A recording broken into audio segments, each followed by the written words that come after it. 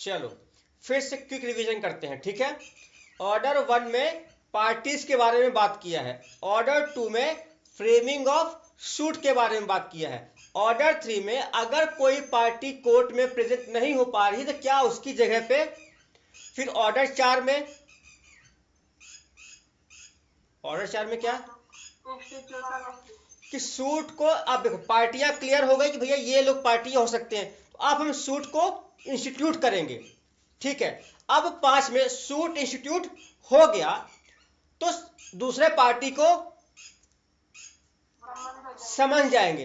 अब दूसरे पार्टी को समन चला गया तो फिर 6 में हम लोगों ने प्लीडिंग पढ़ा, फिर 7th में हम लोगों ने जो प्लेंटिफ का जो प्लेंट है उसको कैसे फ्रेम किया जाएगा, कैसे लिखा जाएगा, उसके बारे में पढ़ा। फिर जो प्लेंटिफ की सारी कहानी के बारे में हम लोग पढ़े तो फिर हमको डिफेंडेंट की भी जो WS है, रिटर्न स्टेटमेंट है, लिखित कथन है, उसको कैसे लिखा, कैसे बनाया जाएगा, वो हम लोगों ने पढ़ा। फिर 9th में हम लोगों ने पढ़ा कि भाई अगर प्लेंट भी कोर्ट में आ गया, रिटर्न स्टेटमेंट भी कोर्ट में आ गया तो पार्टी फिर क्या कर, कोर्ट क्या करेगा, फिर पार्टियों को बुलाएगा एग्जामिनेशन के लिए। अब मान लो पार्टियों का एग्जामिनेशन भी हो गया, तो अब मान लो कुछ लोगों को क्वेश्चंस पूछने हैं जिनको हम इंटेरोगेटरीज बोलते हैं, परिप्रश्न बोलते हैं। ये भी अपना, अगर इनको कुछ क्वेश्चन पूछना है तो हमको भेज दें, हमको पूछना है तो हम इनको भेज दें, ठीक है। फिर हम लोगों ने 12 में पढ़ा, 12 में क्या पढ़ा हम लोगों ने, एडमिशन। अब admission of fact, admission of case और एडमिशन ऑफ डॉक्यूमेंट, ये 3 पढ़े हम लोग।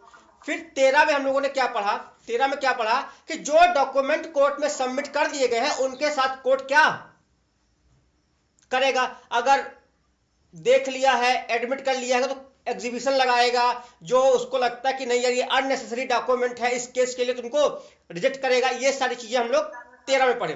फिर हम लोगों ने 14 में क्या पढ़ा, फिर हम लोगों ने पढ़ा कि भाई जब सारी चीजें सेटल्ड हो चुकी तो अब हम केस में इश्यूज को सेटल करेंगे कि हाँ यार ये इश्यूज हैं जो हमें इस केस में डिसाइड करने। फिर 15 में हम लोगों ने पढ़ा कि अगर कुछ ऐसे इश्यूज हैं जिनका जजमेंट कोर्ट इंस्टेंट दे सकता है क्योंकि पर्याप्त एविडेंस, सबूत आ चुके हैं तो वो दे देगा, लेकिन कुछ अगर इश्यूज ऐसे हैं जिनका कोर्ट को लगता है कि नहीं यार और एविडेंस की आवश्यकता है तो उसके लिए और एविडेंस की वो मांग कर सकता है। अच्छा, फिर हम लोग 16 आए।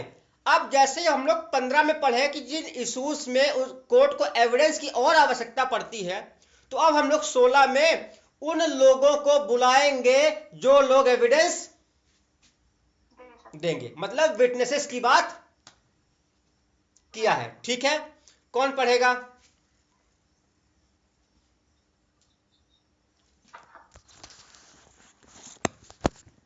कौन पढ़ेगा, पढ़ो। पढ़ाने का मेरा पर्पस एक ही है, मैं, आप लोग जो जानते हो कि जज बनने के बाद ऐसा तो है नहीं कि सिर्फ इतने ही एक्टों पे काम करोगे, और भी एक्ट रहेंगे। तो अगर बेरट को पढ़ के समझना आएगा तो सर्विस में दिक्कत नहीं होगी, है ना। चलो इसलिए मैं बेरट आप लोगों से पढ़वाता हूं, पढ़ो। Order 16 rule 3 tender of expenses to witness. देखो ऑर्डर रूल 2 में हम लोगों ने क्या पढ़ा था, जो आदमी को समन दे करके बुलाया जा रहा है कि भैया तुम आना एविडेंस देना, तो उसके खर्चे देने की बात हो रही थी। तो अब रूल 3 हमको यह बताता है कि जो खर्चा होगा वो कैसे दिया जाएगा, पढ़ो। टेंडर का मतलब समझने के लिए कॉमन लैंग्वेज में टेंडर का मतलब ऑफर, ठीक है। लो भैया ये तुम्हारा इतना पैसा बनता है, ये लो, चलो पढ़ो।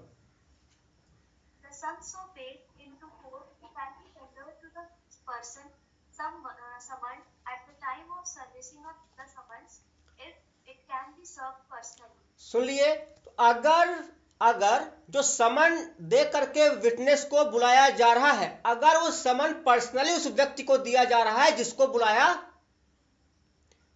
गया है, तो जो पैसा कोर्ट में सबमिट किया था पार्टी ने वो पैसा डायरेक्ट उसको दिया।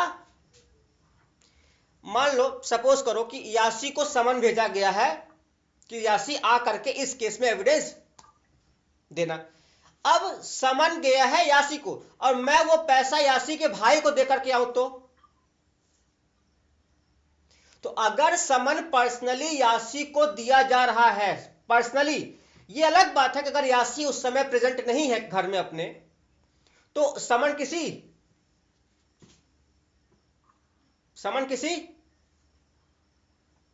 और को दे सकता है। लेकिन अगर समन यासी को ही दिया जा रहा है तो उस केस में जो पैसा दिया जाना था यासी को वो भी उसको दे दिया, वही तुरंत जाएगा। ठीक है, समझ में आ गया? Next, Rule 4. Procedure where insufficient sum payment. अब मान लो सीन ऐसा है कि जो पैसा पार्टी ने जमा किया कोर्ट में वो पैसा सफिशिएंट, भाई परिस्थितियां हो सकती हैं, है ना, कि जो पैसा कोर्ट में जमा किया गया वो पैसा कम पड़ जाए। तो अगर पैसा जो जमा किया गया था वो पैसा कम पड़ जाए तो ऐसे केस में, ऐसे सिनेरियो में क्या होगा? पढ़ो। Sub-rule 1. Where it appears to the court or to such officer as it appoints in his behalf that the sum paid into court is not sufficient to cover such expenses or reasonable remuneration, the court may direct such further sum to be paid to the person summoned as appears to be necessary on that account, and in case of default in payment, may order such sum to be levied by attachment and sale of the movable property of the party obtaining the summons. बस आराम से train की तरह नहीं। तो हम लोगों ने क्या पढ़ा कि अगर जो पैसा जमा किया गया था कोर्ट में, अगर वो पैसा कम जमा किया है तो कोर्ट उस पार्टी को ऑर्डर करेगा कि बेटा तुमने पैसा कम जमा किया था तो इतना पैसा और चाहिए, तो ये पैसा दे दो उस आदमी को जिसको समन दिया जा रहा है। अब मान लो कोर्ट ने ऐसा कह दिया, उसके बावजूद भी वो आदमी पैसा नहीं दे रहा है, तब क्या होगा? तो जो पैसा जितना बकाया है वो पैसा उससे वसूल किया जाएगा। वसूल कैसे किया जाएगा प्रज्ञा? उसकी मूवेबल प्रॉपर्टी को बेच करके। और कोई तरीका है? Or the court may discharge the person summoned without requiring him to give evidence, or may both order such levy and discharge such person as a तो कोर्ट के पास 3 ऑप्शन होते हैं कि अगर जो पैसा बोला गया कि बेटा इतना कम पड़ता है इतना जमा कर दो, तो कोर्ट के पास पहला ऑप्शन कि उसकी जो मूवेबल प्रॉपर्टी है उसको अटैच करके बेच करके वो पैसा वसूल करके दे दो। दूसरा, जिस आदमी को समन करके बुलाया गया था उसका एविडेंस ही कोर्ट ना ले, भाई ना ले।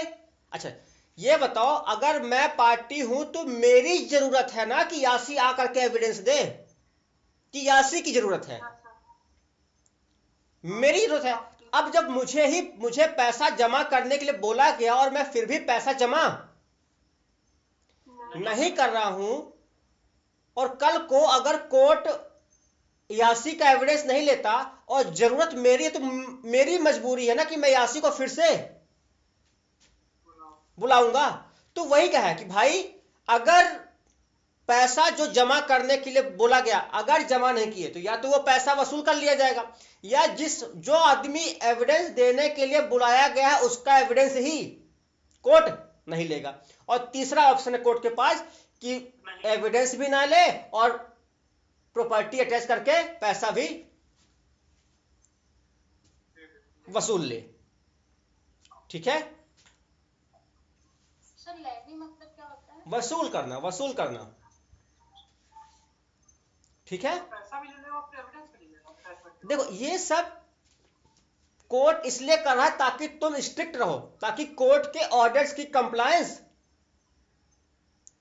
नहीं। ये बताओ, मान लो मैं कह रहा हूं कि अच्युत इतना पैसा पे करो और तुम नहीं करो तो मेरी कोई वैल्यू है भी कि नहीं है। लेकिन हाँ, अगर मैं ये कर दिया कि नहीं तुम्हारी बाइक बिकवा करके पैसा वसूल लूंगा, तब तुम कहोगे अरे यार 5,000 रुपए देने थे, बाइक मेरी बिक जाएगी 10,000 रुपए की, है ना, तब तुम तुरंत 5,000 रुपए जमा कर दोगे, है ना। यही पास अगर मैं तुम्हारे द्वारा बुलाए गए विटनेस का एविडेंस ही ना लूं, अरे यार मैं तो केस हार जाऊंगा यार, इस आदमी का एविडेंस तो जरूरी है, तो तुम तुरंत पैसा जमा करोगे, है ना। Next, Yes, sir. Sub-rule 2. Expenses of witnesses retained more than 1 day. अब देखो मान लो कोई विटनेस ऐसा है जिसकी गवाही एक दिन में कंप्लीट नहीं हो पाई, उसको अगले दिन भी आना है, और इस ऐसा केस ऐसा है कि उस आदमी को कोर्ट बाहर जाने नहीं दे रहा है, क्योंकि अगर ये बाहर गया तो ये अपने जो बात बताने वाला है उसमें बदल सकता है। तो कोर्ट ने कहा कि इसको डिटेन कर लो, इसकी गवाही आधी हुई है, आधी आकर के अरे कल देगा ना भाई। तो ऐसे केस में क्या, अब वो डिटेन कर लिया गया है तो खर्चा कौन देगा, जो बुलवाया है, खर्चा वही देगा, है ना। पढ़ लो।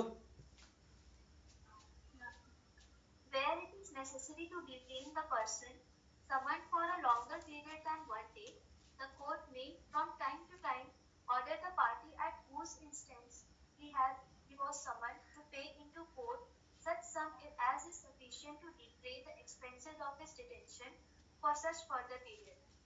सुन लिए, तो जितने दिन के लिए रहेगा, मान लो जरूरी थोड़ी कि एक ही दिन में कंप्लीट हो जाए उसका वीडियो, अगर वो 4 दिन रहा, 6 दिन रहा, तो जितने दिन रहेगा उतने दिन का खर्चा उस आदमी से कोर्ट ले लेगा। पढ़ो आगे। And in default of such deposit being made, may order such sum to be levied by attachment and sale of the movable property of such party.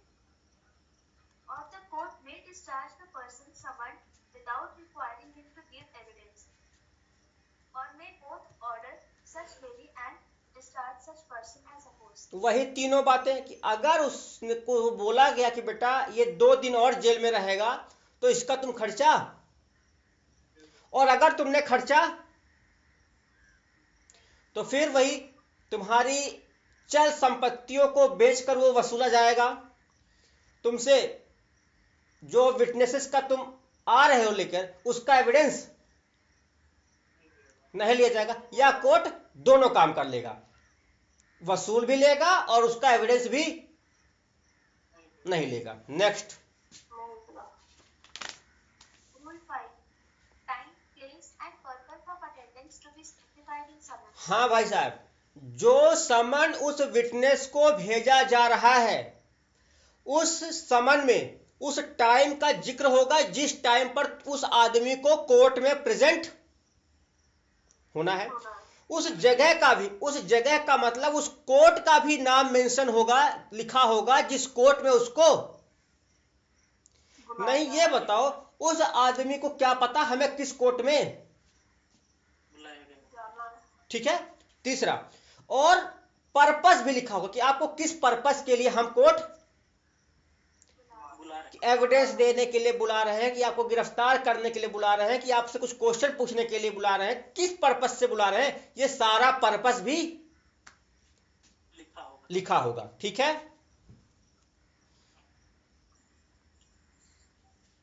Every summons for the attendance of a person should give evidence or to produce a document shall specify the time and place at which he is required to attend, and also whether his attendance is required for the purpose of giving evidence or to produce a document or for both purposes, and any particular document which the person summoned is called on to produce shall be described in the summons with reasonable accuracy.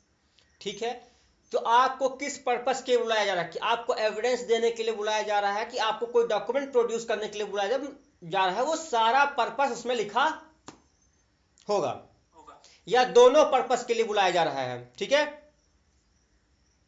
Next, Rule 6. Summons to produce document. अच्छा, अभी तक हम लोग पढ़ रहे थे कि समन भेजा जा रहा है उस व्यक्ति को जो आकर के एविडेंस देना है। अब हम लोग पढ़ रहे हैं कि मान लो यासी को हम समन भेज रहे हैं कि तो आपका एविडेंस हमको नहीं चाहिए, लेकिन हाँ एक डॉक्यूमेंट आपके पास है, आप उसको ले आ दो।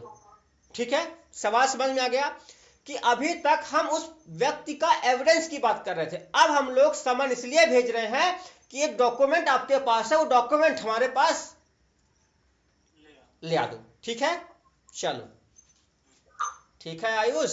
Any per- आज ये रीवा वाले बच्चे कहाँ चले गए भाई? फिर से वही बात मैं बार बार बोलता हूँ कि एलएलबी के फर्स्ट ईयर में जाते हैं और सीधे कोर्ट जाते हैं।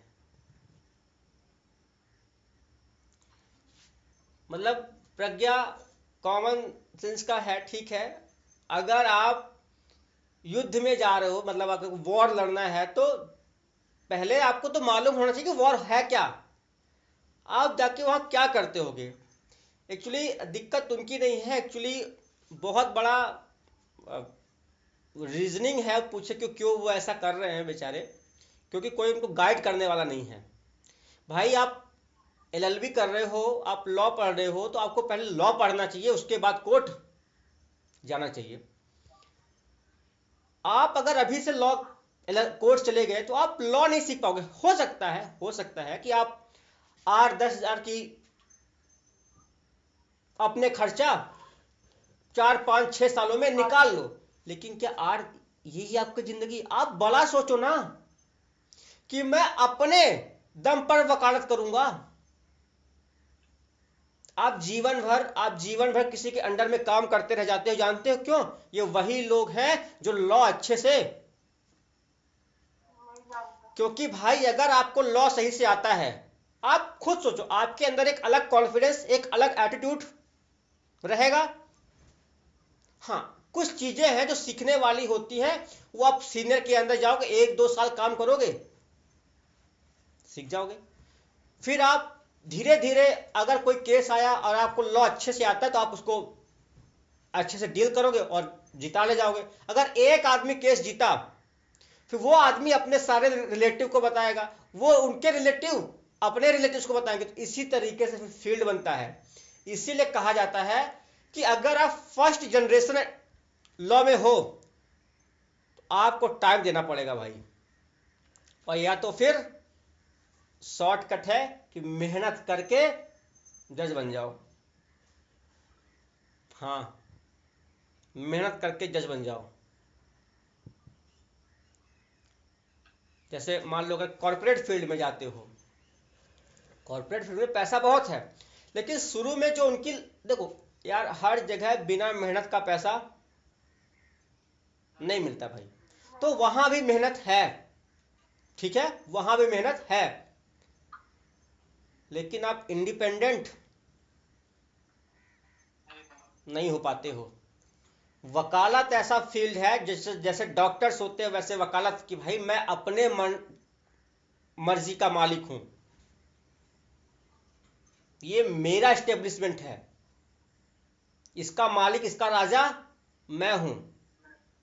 तो ये चीज करने के लिए समय देना पड़ता है, और अगर ये सब नहीं करना है तो मेहनत करके जज बन जाओ, सैलरी भी ठीक और दिक्कत नहीं। ठीक है, तो अब रीवा के बच्चे आते कम हैं, उनको समझाना चाहिए, लेकिन अब मैं भी कितना ही एफर्ट कर सकता हूँ, क्योंकि उनके माइंड में ऐसा भर दिया गया है। अब किसने किया ऐसा मुझे नहीं मालूम, बट आज भी बच्चे बताते हैं कि कॉलेज के सर ऐसा बोलते हैं कि कोर्ट जाओ, लेकिन कोई उसे पलट के जवाब नहीं मांगता कि हम कोर्ट जाके करेंगे क्या, जब हमको एलएलबी का एल भी नहीं आता, हम कोर्ट जाके करेंगे क्या? फोटो कॉपी करवाएंगे, चाय ले आएंगे? चलो, तो बेहतर है पहले लॉ पढ़िए। Next. Rule 6. Summons to produce document. Any person may be summoned to produce a document without being summoned to give evidence, and any person summoned merely to produce a document shall be deemed to have complied with the summons if he causes such document to be produced instead of attending personally to produce the same. अब ये बताओ, हमने समन यासी को भेजा था एक document जो यासी के पास है उसको प्रोड्यूस। अब ये तो क्या मुझे डॉक्यूमेंट से मतलब है कि यासी से मतलब है? डॉक्यूमेंट तो मुझे डॉक्यूमेंट चाहे यासी दे दे चाहे प्रज्ञा दे दे, मतलब उसकी सिस्टर या उसका कोई रिलेटिव या उसका एडवोकेट, समझ रहे हो ना? तो मुझे उस डॉक्यूमेंट से मतलब है भाई, मुझे यासी पर्सनली आकर के दे। तो अगर समन डॉक्यूमेंट को प्रोड्यूस करने के लिए दिया गया है तो जरूरी नहीं है कि वही आदमी आकर के कोर्ट में वो डॉक्यूमेंट दे जिसके पास वो डॉक्यूमेंट है। हमें तो उस डॉक्यूमेंट से मतलब है, ठीक है? कैसे भी आए, आप दिलवा दो, आप भिजवा दो, कैसे भी कर दे, है ना? चलो नेक्स्ट, समझ में आ गया सबको? ज्योति,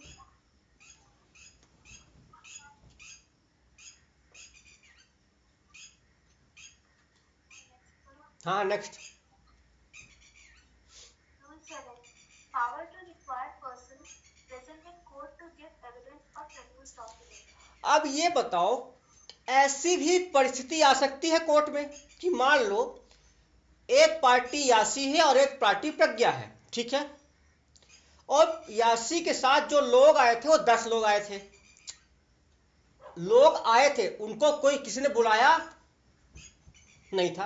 ऐसे ही प्रज्ञा के साथ, ठीक है, मान लो यासी भोपाल जिले की रिच पर्सन है तो भाई उसके साथ लोग चलेंगे, पूरा काफिला चलता है। सेम चीज प्रज्ञा के साथ भी लागू होती है, ठीक है? अब मान लो एविडेंस देने की बात आई या कोई डॉक्यूमेंट प्रोड्यूस करने की बात आई, तो मान लो जिस आदमी को एविडेंस देना है वो आदमी उस समय कोर्ट में प्रेजेंट ही है, तो क्या तब भी मैं उसको समन भेजूंगा और बोलूंगा बेटा 4 दिन बाद आना और एविडेंस लेके आना कि देना? ऐसा करूंगा कि तुम आए हो तो एक काम करो भाई, तुम आकर के एविडेंस दे दो। प्रज्ञा, समीक्षा, ठीक है ना? अच्छा, अगला। अब मान लो हमको किसी डॉक्यूमेंट की आवश्यकता है, मैं कौन? कोर्ट, ठीक है? अब वो डॉक्यूमेंट जो प्रज्ञा के साथ आदमी आए हैं उनके पास वही पास है, तो क्या मैं समन भेजूंगा उस आदमी को कि आपके पास एक डॉक्यूमेंट रखा है वो आप हमको ला करके, कि तुरंत बोलूंगा भाई वो डॉक्यूमेंट हमको दे दे? तो हम बिना समन किए भी अगर वो आदमी जिसका एविडेंस या जिससे हमको डॉक्यूमेंट चाहिए अगर वो कोर्ट में प्रेजेंट है तो हम बिना समन भी उनसे एविडेंस उनसे डॉक्यूमेंट ले सकते हैं, ठीक है? सीपीसी तो हमें जानना ही तो है कि यार अच्छा ऐसा भी होता है, अच्छा ऐसा भी होता है ना, हम जान ही तो रहे हैं, हम जान ही तो रहे हैं ना, नॉलेज ही तो ले रहे हैं। अच्छा ऐसा है तो ऐसा भी होगा, अच्छा ये परिस्थितियां ये सिनेरियो आ गया तो ये होगा तो ये जान ही तो रहे हैं। सीपीसी कठिन नहीं है, थोड़ा सा लेंदी है इसलिए बस, बाकी बहुत आसान है यार। देखो कोई दिक्कत है किसी को अभी तक? हाँ तो फिर शुरू हो जाओ, आगे बढ़ो। Any person present in court may be required by the court to give evidence or to produce any document then and there in his possession or power. ठीक है, पोजीशन और power. Next. Rule 7A. Summons given to the party for service. Party for service. अच्छा, अब ये बताओ, मान लो जिस आदमी को मैं अपनी तरफ से एविडेंस देने के लिए बुला रहा हूं वो मेरा पड़ोसी है, ठीक है? अब ये बताओ कि अगर मैं समन के लिए अप्लाई कर रहा हूं कि सर आप इस आदमी को समन भेज दो, तो यार मैं तो यही कहूंगा ना सर ये समन आप हमको दे दो, हम जाके खुद ही उसको, क्योंकि सर आप भेजोगे पोस्ट ऑफिस के माध्यम से वो 10 दिन, ये तो मेरे घर में बगल में रहता है। तो कैसे केसेस में कि जहां पार्टियों को भी समन दिया जा सकता है कि बेटा तुम ही ले जा करके उस आदमी को समन दे दो, तो ये परिस्थितियां भी हो सकती हैं। पढ़ लो। Rule 1. Rule Sub Rule 1. The court may, on the application of any party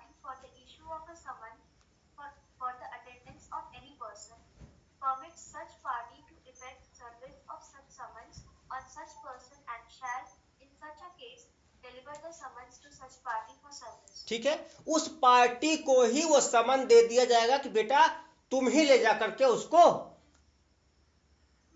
दे दो। मतलब ऐसा भी हो सकता, मतलब अगर यासी और गीता के बीच में झगड़ा हो जाए तो अगर ये लोग अपने पड़ोसियों को बुलाना चाहते हैं कि मेरे तरफ से एविडेंस दे देना, एक कह रही मेरे तरफ से, तो ये लोग खुद ले जा करके उसको समन दे सकते कि यार तुम चलना, मेरी तरफ से एविडेंस देना कि मेरी कोई गलती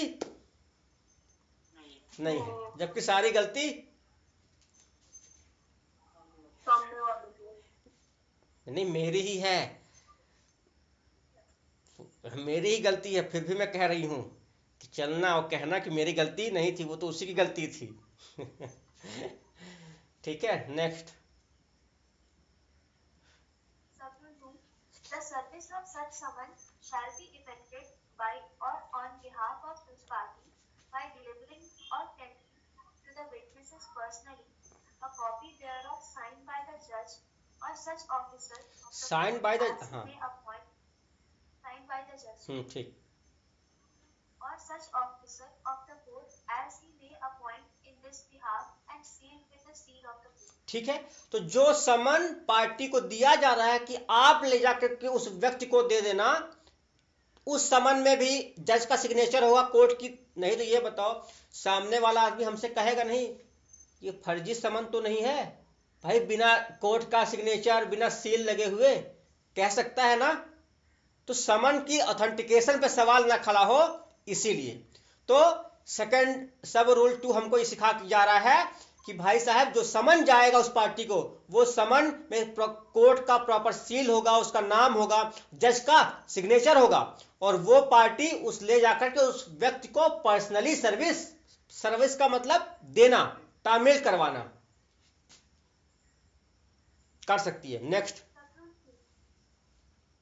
The provisions of Rule 16 and 18 of Order 5 shall apply to a summons personally served under this rule as if the person effecting service were a serving officer. अच्छा, आप लोगों को याद है कि हम लोग ऑर्डर 5 रूल 16 और 18 18 में क्या पढ़े थे? किसी को याद है?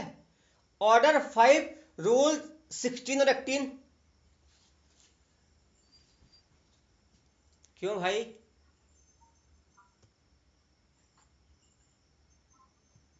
कोई बात नहीं, सीपीसी है, हो सकता ना याद हो। 16 में यह लिखा है कि जब कभी भी मुझे समन भेजा जाएगा, मैं एक्नॉलेजमेंट साइन,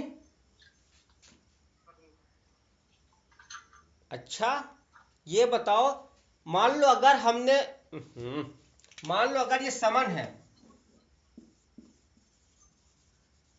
ये समन है, ये समन अगर हमने यासी को दे दिया, लेकिन अगर यासी इन रिप्लाई हमको किसी चीज में सिग्नेचर करके नहीं दी कि हाँ हमको समन मिला है कि समन नहीं मिला है, और कल को यासी कोर्ट में आके कहते कि हमको तो कोई, तो फिर मैं क्या करूंगा? तो मेरे पास भी तो कुछ होना चाहिए ये दिखाने के लिए। नहीं, यासी झूठ बोल रही है, इसी को बोलते हैं एक्नॉलेजमेंट। ये कहने का मतलब आप कह लो कि एक रिसिप्ट है। जब पोस्टमैन, कोई आपको पोस्टमैन कुछ लेटर देने आता है तो एक वो सिग्नेचर करवा लेता है ना। वो सिग्नेचर क्या है? वो सिग्नेचर यही है कि कल को अगर आप कह दो कि हमको तो कुछ पोस्टमैन ने दिया ही नहीं, तो पोस्टमैन उसको दिखाएगा, अच्छा ये हमारे सिग्नेचर है कि आपका की सिग्नेचर है? नहीं है तो मेरे ही, तो फिर आपको मिला होगा तभी आपने किया होगा, है ना? तो सेम चीज यहां भी, ठीक है? तो रूल 16 और रूल 18 में जो बातें लिखी हैं वो यहां के समन को भी लागू। तो अगर पार्टी अपने से कोई समन उस विटनेस को दे रही है तो विटनेस के ऊपर भी वही रूल लागू होगा जो रूल 16 और 17 ऑफ ऑर्डर 5 में बताया गया, एक्नॉलेजमेंट साइन करना, ये सब चीजें। ठीक है, ठीक है, चलो next. Subrule 4. If such summons, when tendered is refused or if the person served refuses to sign an acknowledgement of service or for any reason, such summons cannot be served personally. The court shall, on the application of the party, reissue such summons to be served by the court in the same manner as summons to a defendant. देख लो, अब भाई मान लो मैं सामान लेकर के यासी के घर गया, भाई पॉसिबिलिटी है कि यासी सामान ना ले, कहने लगे मैं ना लूंगी, मेरे हाथ ही बंधे हैं, मेरे हाथ कटे हैं, मैं नहीं ले सकती सामान। अच्छा, हो सकता है ना। दूसरा ये भी हो सकता है कि सामान तो ले ली लेकिन इस वाले एक्नॉलेजमेंट में सिग्नेचर करने की तैयारी में नहीं है, तो ऐसी परिस्थिति में मैं क्या करूंगा, तो मैं चुपचाप कोर्ट चलाऊंगा, अपना सर थोड़ी फुड़वाऊंगा। पता चला यासी हॉकी निकाल ले हैं, तो चुपचाप मैं चलाऊंगा और कोर्ट से कहूंगा सर वो घर पर थी, ले नहीं रही थी सर, और सर लेने के लिए तो तैयार थी बट एक्नॉलेजमेंट साइन। तो कोर्ट हमसे कहेगा कोई बात नहीं, तुमने अपनी कोशिश कर ली ना, हाँ सर हमने तो कर ली, कोई बात। अब देखना, अब मैं समन भेजता हूं, कैसे नहीं लेती है। फिर कोर्ट अपने से एक समन भेजेगा, जैसे वो डिफेंडेंट को समन भेजता था वैसे ही अब यासी को वो समन भेजेगा। तो जो नियम, जो रूल्स डिफेंडेंट को समन के लिए लागू होते थे, अब वही रूल यासी के ऊपर भी लागू होंगे। अब ना लो समन, अब दिखाओ ना लेकर के।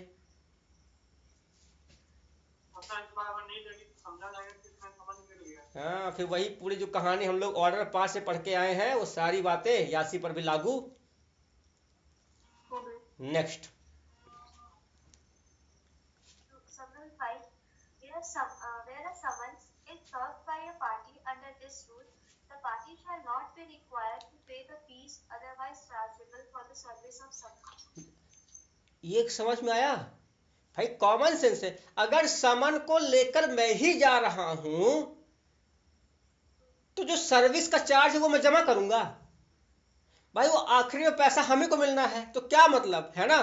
तो अगर मैं खुद पर्सनली समन को लेकर के जा रहा हूं तो फिर मैं पैसा नहीं पे करूंगा, सिवाय उस पैसे को जो समन इशू करने के लिए लागू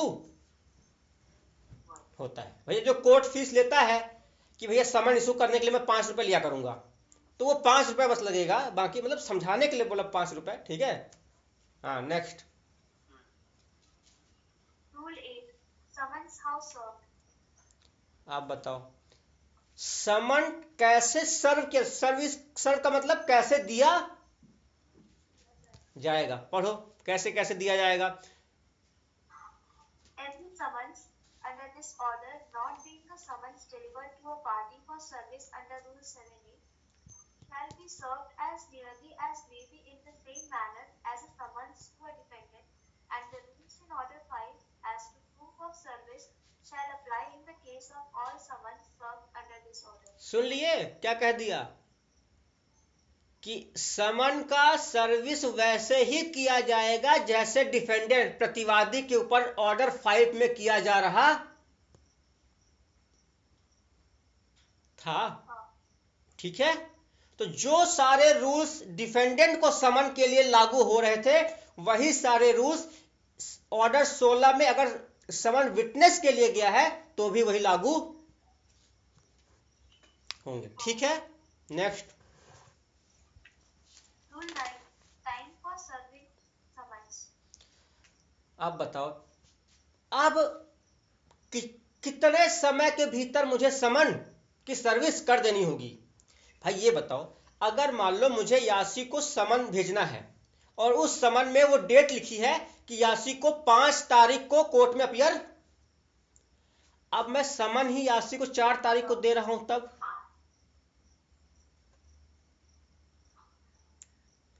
तो यासी तो तैयारी भी नहीं कर पाएगी, पैकिंग वैकिंग जो भी है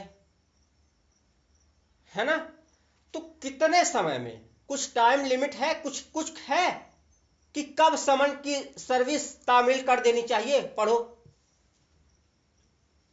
Service all cases be made a sufficient time before the time specified in the summons for the attendance of the person summoned, to allow him a reasonable time for preparation and for traveling to the place at which his attendance is soon required. लिए, इतने समय के भीतर कर देना होगा ताकि इतना पर्याप्त समय उस आदमी को मिले ताकि वो अपनी प्रिपरेशन कर ले, उसको आने जाने में जो समय लगे वो सब अच्छे से आराम से आ जाए, कोई दिक्कत अभी तक? ठीक है ना? मतलब पर्याप्त समय मिलना चाहिए सामने वाले को, है ना? ऐसा नहीं कि सब अपियर होना है यासी को कल और हम समन आज देर, ऐसा काम नहीं चलेगा भाई, ठीक है? Next, Procedure where witness fails to comply with summons. अब देखो यासी एक कदम और आगे निकली। चलो यासी की कहानी बहुत हो गई, अभी आयुष को ले लेते हैं, ठीक है? क्या है, यासी थोड़ा सा सीधी है, वो ऐसी काम नहीं करती है ना यासी। आयुष कर सकता है, अच्युत कर सकता है। अब मान लो समन गया अच्युत को, कहता है आप होंगे कोर्ट, हम नहीं आ रहे, आप जैसे कोर्ट हम बहुत देखे हैं।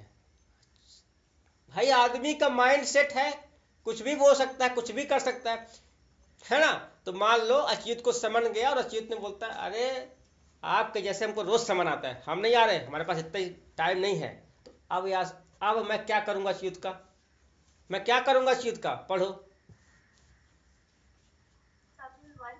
Where a person has been issued either to attend to give evidence or to produce a document, fails to attend or to produce the document in compliance with such summons, the court shall, if the certificate of the serving officer has not been verified by the affidavit, or if service of the summons has effected by a party or his agent, or एक second, तो पहला तो court इस बात को लेकर सुनिश्चित करेगा कि नहीं यार समन उसको मिल गया है। कॉमन सेंस है, मतलब मेरा कहने का मतलब ये है कि अगर मैं अच्युत मान लो जिस दिन बुलाया था उस दिन नहीं आया और मैं तुरंत इसके ऊपर कार्यवाही करने लगा तो ये गलत होगा। कल को मान लो हमको अगर ये पता चलता कि नहीं यार अच्युत को तो समन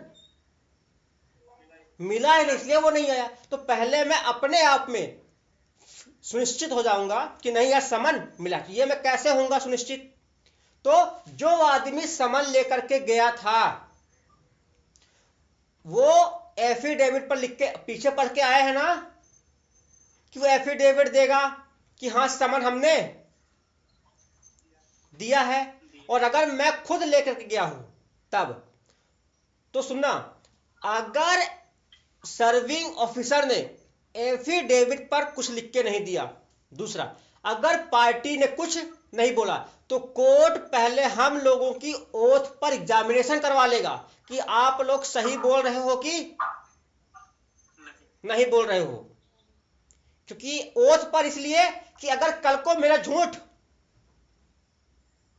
पकड़ा गया तो फिर निपटूंगा मैं, मतलब कोर्ट हमारे साथ खेल जाएगा।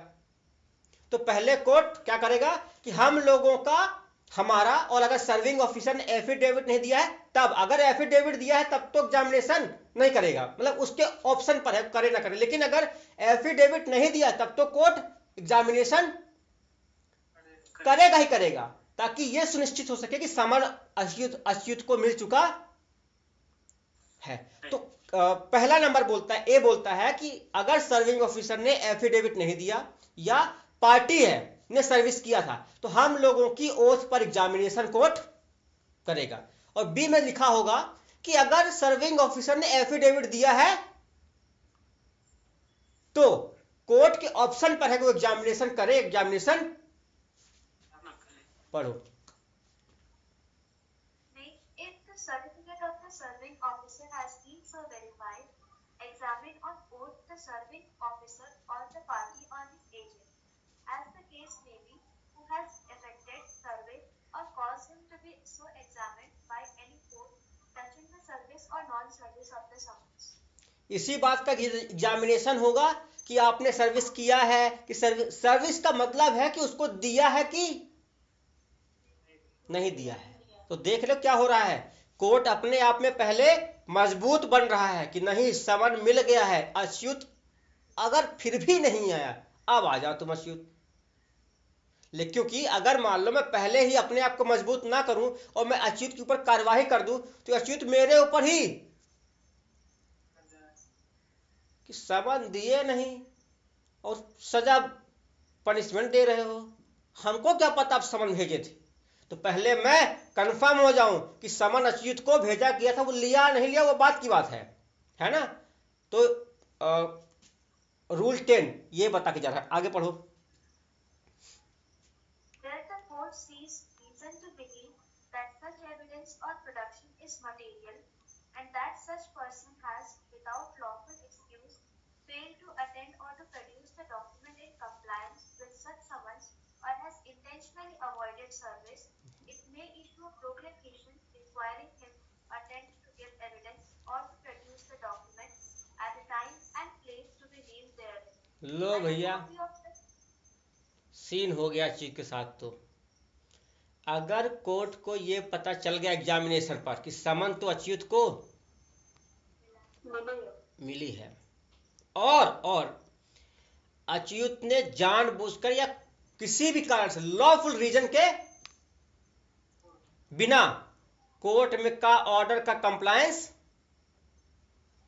नहीं किया, तब हम एक इशू करेंगे प्रोक्लेमेशन। प्रोक्लेमेशन का मतलब होता है, हिंदी में बोलते हैं उद्घोषणा, और इसका समझने का जो मीनिंग है वो ये होता है कि एक ऑफिशियल ऑर्डर निकलता है, चाहे पब्लिक सर्वेंट निकाल दे, चाहे सरकार निकाल दे, चाहे कोर्ट निकाल दे, जिसमें एक जनरल अनाउंसमेंट की बात होती है कि ये आखिरी प्रयास है जो कोर्ट कर रहा है अपनी तरफ से कि अच्युत आपके खिलाफ समन निकाला गया था और आपको इस दिन हाजिर होने के लिए कोर्ट में कहा गया था और आप आए नहीं हैं, तो आपको सूचित किया जा रहा है कि इतने दिन के अंदर कोर्ट में आ ही जाएं, वरना अब वरना आगे बताऊंगा, पढ़ो आगे देखते हैं क्या होगा। And a copy of such proclamation shall be affixed to the outer door or other conspicuous part of the house in which the ordinary resides. सीधी सी बात है, उस प्रोक्लेमेशन के बारे में अच्युत को कैसे पता चले, इसके लिए उस प्रोक्लेमेशन की कॉपी उसके घर पर और ऐसे उस जगह पर जहां अच्युत अगर निकलेगा तो उसकी नजर पड़ ही जाएगी। कॉन्स्पियस पार्ट मतलब ऐसा जो आम सब लोग उस जगह को, जो ऐसी जगह जो सबकी नजरों के सामने हो। अब ये कौन सी जगह हो सकती है? बैनर, होर्डिंग, जो भी निकलेगा होर्डिंग पर नजर जाएगा ना, तो ऐसी जगह है जहां सबकी नजर जाती हो, पड़ जाए। Next, in lieu of or at the time of issuing such proclamation or at any time afterwards, the court may in its discretion issue a warrant either with or without bail for the arrest of such person. सुन लिए? एक second. अब proclamation के time पर ही या proclamation issue करने के बाद हमने क्या कहा था अच्युत को? क्या कहा था अच्युत? अच्छा हमारे ऑर्डर से कंप्लायंस नहीं होगी, रुको बताता हूं। अब मैं वही बताऊंगा, वरना मैं बताना भी, वरना वारंट निकाल दूंगा। और क्या था प्रज्ञा? अच्छा, बेलेबल और नॉन बेलेबल वारंट समझते हो क्या होता है? क्रिमिनल का तो नहीं पढ़ रहे हैं, लेकिन मैं समझाने के लिए समझा देता हूं, बाकी बीएनएसएस होगा तो उसमें अच्छे से बताता।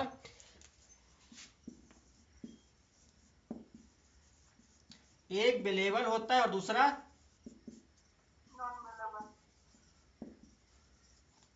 Non bailable warrant. Bailable warrant का मतलब है कि जब पुलिस ऑफिसर आपको अरेस्ट करने जाएगी तो अगर उस वारंट में जो शर्तें लिखी हैं, जो सिक्योरिटी लिखी है, जो सिक्योरिटी मांगी गई है कोर्ट की तरफ, अगर आप वो दे देते हो वहीं पास, तो फिर पुलिस अधिकारी आपको अरेस्ट नहीं करेगा, वहीं पास छोड़ देगा, वो सिक्योरिटी और श्योरिटी लेकर के चलाएगा। नॉन अवेलेबल का मतलब होता है कि आपको कोर्ट एक बार कोर्ट आना, हाँ आना पड़ेगा, फिर जज साहब आपको कहेंगे काहे नहीं आ रहे थे भाई, कब से बुला रहे थे आपको। अब जज साहब आपको बताएंगे कि आपके साथ क्या करना, ठीक है। इसमें पुलिस ऑफिसर ही छोड़ सकता है, लेकिन इस वाले में आपको एक बार कोर्ट के सामने प्रेजेंट होना पड़ेगा। Next, For the arrest of such person, low arrest भी करवा सकता हूं। अच्छा अच्युत, हमसे होशियारी, क्या कह रहे थे कि आप जैसे कोर्ट बहुत देखे हैं, हमारे पास रोज ऐसे सामान आते हैं। अच्छा आओ अरेस्ट करवा लूंगा। और कौन सी गाड़ी से ले आऊंगा, वो जो 20s में चलती थी जीप, कभी देखे हो वो जीप, उसी में ले आऊंगा खटर खटर करते हुए। अब तो पुलिस वाले भाई साहब स्कॉर्पियो एन, स्कॉर्पियो क्लासिक से चलते हैं, एकदम बुलेरो वगैरह से हैं, ये भी चढ़ लिए, है ना। चलो नेक्स्ट, और क्या कर सकते हैं। सपना order for सपना the वीडियो बंद कर लो अपना। attachment of his property to such amount, क्या हो गया था, चलो ठीक है, और क्या कर सकते हैं। and may make an order for the attachment of his property to such amount as he thinks fit, low not exceeding the amount of the cost of attachment, and any fine which may be imposed under Rule 12. ठीक है, तो कुल मिला के अगर अच्युत ने मेरे order से कंप्लायंस नहीं की, तो मेरे पास 3 शस्त्र हैं। शस्त्र मतलब जो मैं अच्युत के खिलाफ ब्रह्मास्त्र वगैरह जो समझ लो, 3 अस्त्र शस्त्र हैं जिनका मैं इस्तेमाल कर सकता हूं। पहला, अरेस्ट वारंट निकलवा दूं, अरेस्ट करवा दूं, उसकी प्रॉपर्टी अटैच करवा लूं। अगर अच्युत के पास एक बुगाटी है और अच्युत उस पर बैठता नहीं है, बस उस पर रोज एक अगरबत्ती लगाता है, और हम अगर उसी को अटैच करवा लें, अच्युत का तो क्या हो जाएगा, अच्युत प्राण निकल जाएगा, जान निकल जाएंगे, है ना अच्युत के। बस तो बस वैसे ही सीन है। हम क्या तब तो क्या कह रहे थे कि ऐसे समन रोज आते हैं रोज, अब नहीं कहोगे कि रोज आते हैं, है ना। तो मेरे पास 3 अस्त्र, ठीक है, ये मैं कर सकता हूं। नेक्स्ट,